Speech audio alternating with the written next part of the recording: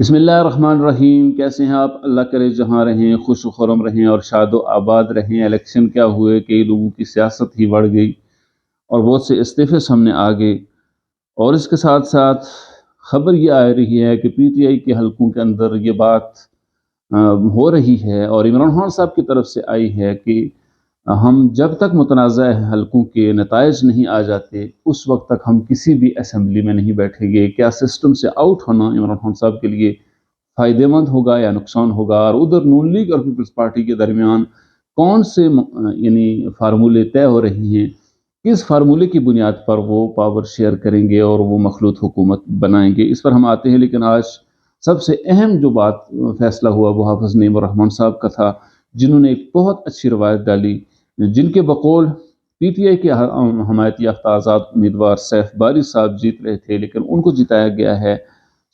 اس بنیاد پر وہ سمجھتے ہیں کہ یہ مینڈیٹ ان کا نہیں ہے، اس لیے وہ حافظ نعیم الرحمن صاحب کے بقول وہ سیف باری کے لیے یہ سیٹ خالی کر دیتے ہیں۔ اب دیکھنا یہ ہے کہ اس پر الیکشن دوبارہ ہوتا ہے یا گنتی دوبارہ ہوتی ہے، یہ آنے والے دنوں میں پتہ چلے گا۔ لیکن دوسری طرف عمران خان صاحب کو چھوڑنے والے اور علیحدہ جماعت بنانے والے جہانگیر خان ترین صاحب نے بھی سیاست سے بھی استعفیٰ دے دیا ہے اور پارٹی بھی چھوڑ دی ہے، اور ادھر سراج الحق صاحب جو ہمیشہ پی ٹی آئی کے ساتھ رہی جماعت اسلامی، اور جماعت اسلامی نے ہمیشہ مخلوط حکومت میں بھی وہ حصے دار رہے کے پی کے میں، بالآخر انہوں نے بھی الیکشن میں ناکامی کی بنیاد پر پارٹی کی امارت سے استعفیٰ دے دیا ہے۔ ادھر نون لیگ کا یہ خیال ہے اور ان کے لونڈے رپاڑوں کا یہ کہنا ہے کہ الیکشن ٹرانسمیشن کو ملک ریاض مینج کر رہا تھا۔ اب کیا پچھتائے ہود جب چڑیاں چگ گئی کھیت۔ جب بیانیہ بنانے کا وقت تھا اس وقت پی ٹی آئی کے لیے میدان کھلا تھا، انہوں نے وہ بیانیہ بنایا کہ تمام ملک میں پی ٹی آئی کے حمایت یافتہ آزاد امیدوار جیت رہے ہیں، میڈیا کے ذریعے، سوشل میڈیا کے ذریعے سے، چونکہ کہا یہ جا رہا ہے کہ جب ابتدائی نتائج آ رہے تھے اس وقت چونکہ آزاد امیدوار آگے تھے، پی ٹی آئی نے یہ بیانیہ بنانے میں وہ کامیاب ہوئی کہ آزاد امیدوار کلین سویپ کر رہے ہیں۔ ایسے میں نون لیگ کے لوگ اگر جیت بھی گئے بعد میں تو ان کی جیت کو متنازع بنا دیا گیا، نون لیگ کے ہوں یا پی ٹی آئی کے ہوں۔ لیکن بہت سے ذرائع یہ بھی کہہ رہے ہیں کہ جے یو آئی کی بہت سی سیٹیں چھینی گئی ہیں اس دھاندلی کے اندر، جبکہ جے یو آئی اس وقت جو ہے وہ سندھ میں ایک بھرپور احتجاج تو کر رہی ہے لیکن باقی جگہوں پر جے یو آئی خاموش ہے۔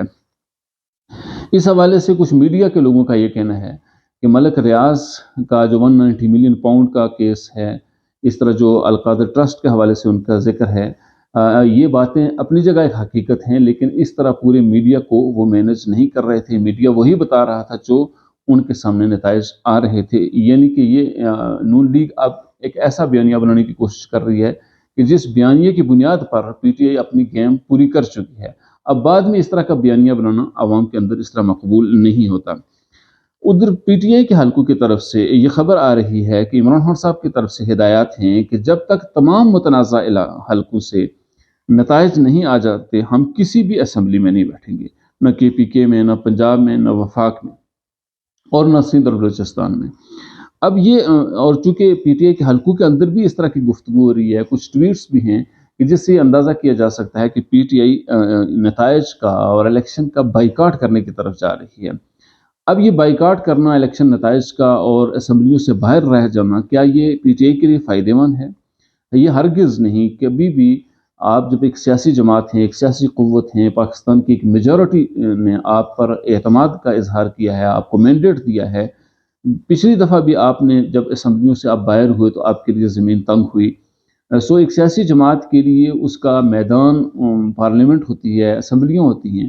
جب آپ کو مینڈیٹ دیا گیا ہے آپ اسمبلیوں سے باہر آئیں گے۔ کے پی کے میں تو اگر آپ حکومت بناتے ہیں تو اپوزیشن کے بندے ڈھونڈنے پڑتے ہیں، پنجاب میں آپ ایک مضبوط اپوزیشن کا کردار ادا کر سکتے ہیں، بلکہ اگر آپ کسی سے اطاعت کریں تو اقتدار میں بھی آ سکتے ہیں۔ اسی طرح آپ اگر کسی جماعت کے ساتھ مل کر آئیں تو آپ قومی اسمبلی میں بھی آپ کو حکومت مل سکتی ہے۔ لیکن ایسے میں اسمبلیوں سے باہر رہنا کسی بھی سیاسی جماعت کے لیے اور بالخصوص پی ٹی آئی کے لیے ان حالات میں جبکہ لوگوں نے آزاد امیدواروں پر بھی اعتماد کرتے ہوئے ووٹ دیا ہو، اگر آپ سسٹم سے باہر جائیں گے تو لوگوں کا اعتماد بھی آپ کھو جائیں گے۔ ادھر پیپلز پارٹی اور نون لیگ کے درمیان پاور شیئرنگ کے فارمولوں پر بات ہو رہی ہے. کس فارمولے پر وہ آپس میں ایڈجسٹ ہوتے ہیں اس پر آتے ہیں. لیکن کراچی میں بینر لگائے گئے MQM کی طرف سے، جن کو بعد میں میڈیا کے اندر اور سوشل میڈیا میں وائرل کرایا گیا کہ ان پر لکھا ہوا ہے شکریہ حافظ صاحب. گویا PTI معذرت کے ساتھ MQM یہ کہہ رہی ہے کہ جو انہیں سیٹیں ملی ہیں وہ ساری کی ساری حافظ صاحب کی بدولت ملی ہیں. لیکن جب تحقیقات کرنے پر پتہ چلا کہ انہوں نے اصل میں لکھا ہوا تھا شکریہ کراچی، جس کو فوٹو شاپ کے ذریعے سے شکریہ حافظ صاحب بنایا گیا. دونوں کی جو لکھنے کا سٹائل ہے وہ بھی مختلف ہے. تو جب اس کو یعنی فوٹو شاپ کے ذریعے سے شکریہ حافظ صاحب بنا کر اس کو وائرل کر دیا گیا، اس طرح کی گھناؤنی حرکتیں جب معاشرے میں ہوں تو پھر اصل حقائق تک پہنچنا کسی بھی آدمی کے لیے مشکل ہے. البتہ کہا یہ جا رہا ہے کہ ان لوگوں کو ٹریس کیا جا رہا ہے اور کچھ کا پتہ بھی چل چکا ہے جنہوں نے یہ حرکت کی ہے. ادھر پیپلز پارٹی اور نون لیگ کے درمیان پاور شیئرنگ کا معاملات چل رہے ہیں اور حکومت بنانے کے حوالے سے ان کے درمیان گفت و شنید جاری ہے. ابتدائی مرحلے میں یہ کہا گیا تھا کہ پیپلز پارٹی یہ چاہ رہی ہے کہ ان کو وزارت عظمیٰ دے دی جائے، اس کے بدلے میں نون لیگ صدارت بھی رکھ لے، اسپیکر قومی اسمبلی بھی ان کے پاس ہو، چیئرمین سینٹ بھی انہی کا ہونا چاہیے اور پنجاب میں بھی وہ آرام سے حکومت بنا لیں.